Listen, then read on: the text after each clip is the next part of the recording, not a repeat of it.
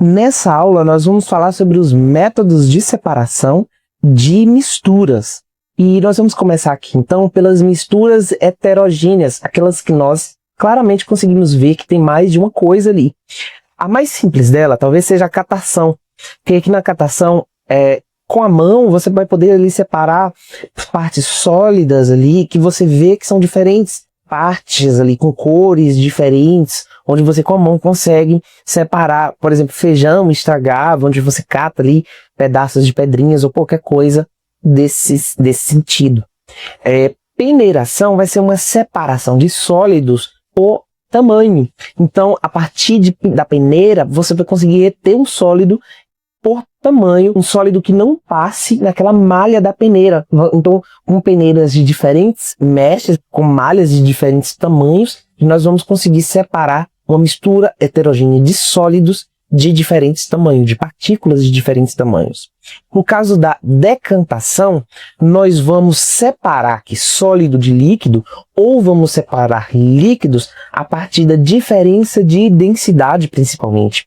Então, caso eu tenha uma mistura de areia com água, eu sei que vai ser uma mistura heterogênea. Eu sei que a areia ela não vai se dissolver na água. Mas se eu agitar ali, depois de um tempo, deixar descansando, essa areia que é mais densa que a água vai para o fundo e aí eu consigo separar a água da areia, vertendo aqui no caso o becker, o copo, aqui separando e tirando o sobrenadante, no caso é a parte de cima de uma decantação.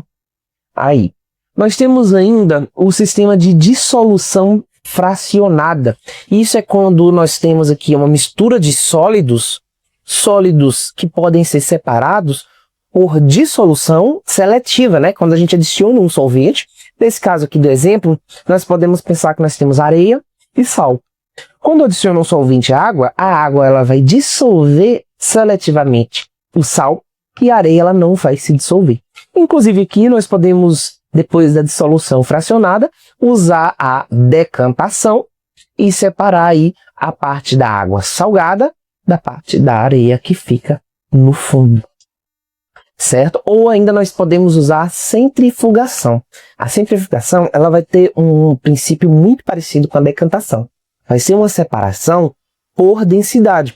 A diferença aqui na decantação nós vamos deixar o tempo agir, a gravidade agir ali naturalmente e o que for mais denso vai para o fundo. Na centrifugação nós vamos forçar que essa parte mais densa ela vá para o fundo do recipiente a partir do uso da força centrífuga.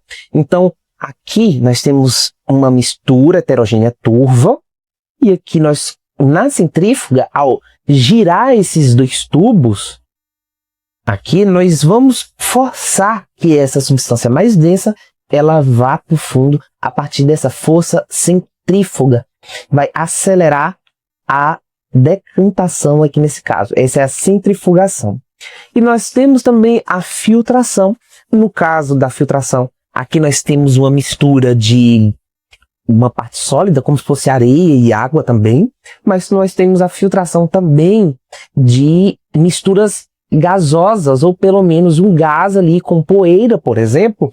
O aspirador de pó, ele faz isso. O ar-condicionado também faz isso, filtra aquela mistura gasosa e retém pequenas partículas de poeira que não passam no filtro. Quando nós coamos um café, nós também estamos fazendo uma filtração. Nós estamos separando o que foi solúvel na água, que é uma fase, do que não foi solúvel no pó, no sólido, que fica retido no filtro. Seguindo aqui, nós temos ainda o método de levigação. Também é um método que usa a diferença de densidade e é muito comum no garimpo, principalmente de ouro, porque aí nós temos ali num fluxo, geralmente a levigação, ela é num fluxo de água que separa substâncias que podem ser facilmente carreadas pela água de substâncias mais densas que não conseguem e ficam no fundo do recipiente. No caso, esse recipiente aqui é como se fosse um prato, chamado de bateia. No garimpo, no fluxo de um rio, é coletado ali areia, cascalho, juntamente com partículas de ouro. Então a água no fluxo consegue levar a areia e o cascalho, mas o ouro fica aqui no fundo, o ouro fica no fundo desse recipiente. A flotação também é semelhante. No caso da flotação, nós vamos utilizar também um líquido, né, nesse caso, para conseguir separar dois sólidos misturados que possuem densidades diferentes nesse líquido. Por exemplo, a mistura de areia com pó de serragem. Quando eu adiciono água aqui, o pó de serragem, que é mais leve, ele vai flutuar na parte de cima. E aí eu posso filtrar, eu posso coletar essa serragem aqui, né? Eu posso deixar decantar e coletar a parte do sobrenadante. A flotação também é utilizada quando a gente vai separar grãos de feijão que estão estragados de grãos normais. Então, quando você vai colocar ali feijão, por exemplo, de molho antes de cozinhar, os grãos que estão estragados, eles vão ter uma densidade menor e eles vão boiar sob a água e a gente cata esses grãos que estão boiando ali. Um outro método vai ser a separação magnética. Se nós temos ali uma mistura de sólidos, onde um desses sólidos é magnético, com uma mistura, por exemplo, de limalha de ferro com algum outro sólido que não seja magnético, quando eu encostar o ímã, eu seletivamente vou separar aquilo que é atraído pelo ímã. É um processo que também é utilizado, por exemplo, na separação de resíduos sólidos, né, para reciclagem e tal. Tudo que for metálico ou que for magnético ali, no caso, pode ser separado a partir de um ímã maior ali que possa atrair seletivamente essas partes. Para a separação de misturas homogêneas, aí a gente vai ter um caso mais delicado. Por quê? Essas substâncias elas estão ali bem misturadas, a gente não consegue ver facilmente as duas partes, né, do que tem ali misturado. E aí eu posso utilizar, por exemplo, a partição. A partição é o seguinte: eu vou colocar dentro de uma mistura homogênea um solvente ou um líquido immiscível. Porém, esse líquido ele vai dissolver seletivamente o que eu quero que está dissolvido nesse primeiro líquido. Então, por exemplo, eu coloquei o líquido marrom e o líquido marrom consegue solubilizar também o que já está dissolvido nesse líquido transparente.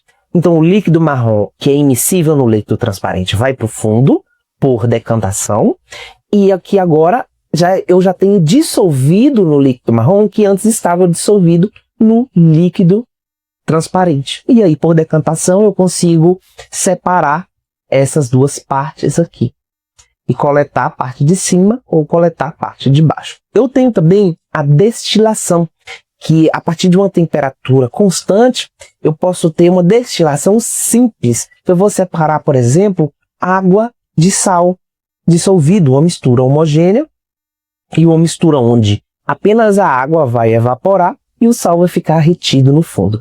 Isso caso eu precise coletar tanto a água quanto o sal.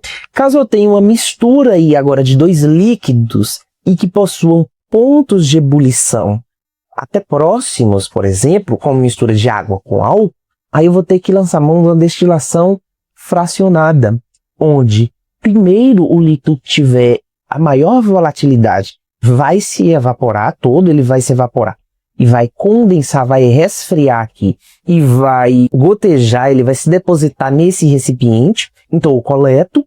Quando esse líquido ele tiver se evaporado todo da mistura, o próximo líquido com o próximo ponto de ebulição menos volátil, ele vai começar a evaporar, a temperatura do sistema vai se elevar, eu troco o frasco e coleto o outro líquido. Já é um sistema mais delicado de separação. O sistema mais delicado ainda de separação vai ser a cromatografia, que é uma separação onde eu tenho ali por interação com uma fase móvel. O que seria isso? Cromatografia, eu tenho um tubo aqui, geralmente de vidro, onde eu coloco uma substância, um pozinho branco, né, semelhante a uma areia. Eu coloco aqui a minha mistura, seja sólida ali ou líquida, no topo aqui, coloco junto com a areia aqui no topo e passo o solvente. Passo o solvente, coloco o solvente pela parte de cima, o solvente passa pela parte de baixo. As substâncias da minha mistura, elas vão percorrer aqui o espaço entre a areia dissolvidas no solvente com velocidades diferentes. E aí, à medida que as primeiras substâncias, as que vão correr aqui mais rápido, vão saindo, eu vou coletando seletivamente e separadamente, uma por uma, em vários frasquinhos. Essa é uma maneira aí mais fina de fazer uma separação, nesse caso aí utilizando o método de cromatografia. Vamos ver como é que ficaria uma questão aí sobre misturas e separação de misturas. O rótulo de uma garrafa de água mineral está reproduzido a seguir. E aí mostra aqui, ó, composição química provável. Mostra que tem sulfato de cálcio, mostra que tem bicarbonato de cálcio. Ok. Então, com base nessas informações, podemos classificar a água mineral como substância pura, substância simples, mistura heterogênea, mistura homogênea ou suspensão coloidal. Olha, substância pura, ela não vai ser. Porque a substância pura seria se a gente tivesse água destilada. Então, se eu tenho sulfato de cálcio e bicarbonato de cálcio dissolvidos, então eu tenho uma mistura. Então não vai ser nem substância pura, nem substância simples, e nem suspensão coloidal. Ou vai ser mistura homogênea ou heterogênea. No caso da água mineral, eu só consigo ver água, mesmo que eu tenha coisas dissolvidas ali. E se eu consigo ver uma coisa, então eu vou ter uma mistura, só que dessa vez homogênea. Então seria a letra D aqui no caso para essa questão. O esquema abaixo apresenta a técnica usada comumente em navios para dessalinizar a água. Então aqui nós temos uma caldeira com água salgada que se esquenta, passa por esse tubo vapor de água, se condensa aqui e aqui coleta-se a água pura, sem estar salgada, enquanto o sal fica retido aqui nessa caldeira. Trata-se de evaporação, condensação, destilação, sifonação ou filtração. No caso não vai ser nem sifonação nem filtração. Agora, é bastante importante porque aqui nós temos evaporação e temos condensação nesse processo. Só que a questão pergunta o seguinte: represente a técnica, não as etapas. Então a técnica vai ser de destilação. Na técnica de destilação, eu uso tanto a evaporação quanto a condensação. Mas a técnica em si de separação de água do sal vai ser a destilação. A seguir está esquematizado o fluxograma relativo à separação dos componentes de uma mistura constituída por azeite, água e açúcar totalmente dissolvido. Examinando o fluxograma apresentado, você identifica os processos 1 e 2 como sendo respectivamente.